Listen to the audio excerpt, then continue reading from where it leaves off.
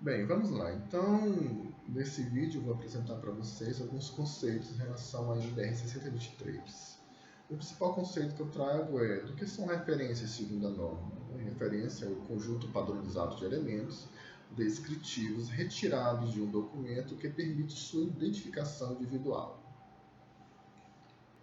Bem, uma outra questão que sempre pergunta é sobre o nome dos autores. Eles são abreviados ou por extenso?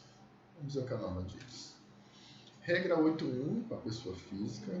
O autor deve ser indicado pelo último sobrenome, em letras maiúsculas, seguido do prenome e outros sobrenomes, abreviados ou não, conforme consta no documento. Para casos específicos, ver 8.1.2. Os autores devem ser separados por ponto e vírgula seguido de um espaço.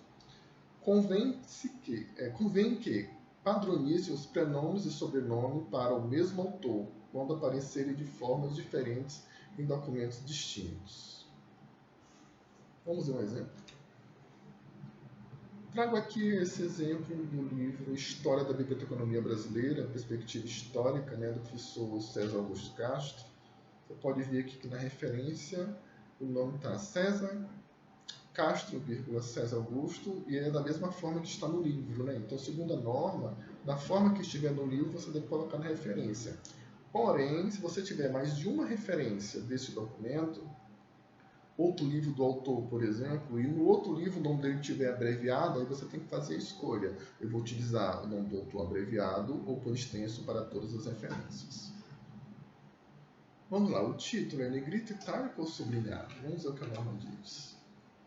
As referências ordenadas em uma única lista devem ser padronizadas quanto ao recurso tipográfico e à adoção dos elementos complementares. Os recursos tipográficos negrito, itálico ou sublinhado utilizados para destacar o elemento título deve ser uniforme em todas as referências.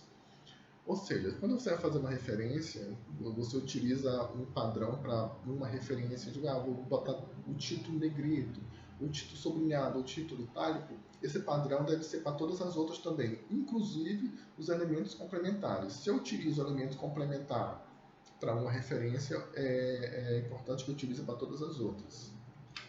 Vamos ver aqui um exemplo.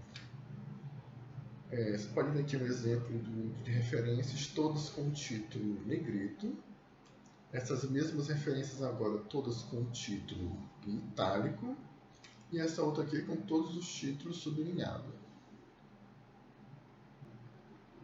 As referências são constituídas de elementos essenciais e complementares. O que são esses elementos essenciais? Bem, são as informações que refletem os dados dos documentos e são indispensáveis à sua identificação. Por exemplo, para livros, esses elementos essenciais são autor, título, subtítulo, se houver, edição, local, editora e data de publicação. Exemplo, aqui um livro do Paulo Freire, Pedagogia do Oprimido, edição 38, São Paulo, editora Paz e Terra e o ano 2004. Estes são os elementos essenciais do documento. Aqui cabe uma observação. Os dados são retirados do próprio documento e na inexistência desses dados utiliza-se outra fonte de informação indicada entre colchetes. Vamos ver um exemplo mais à frente, tá? Elementos complementares. O que são esses elementos complementares? São informações que servem para melhorar, identificar e caracterizar o documento. Exemplo. Para os livros, os elementos podem ser o número de páginas, o ISBN, tradutor e notas.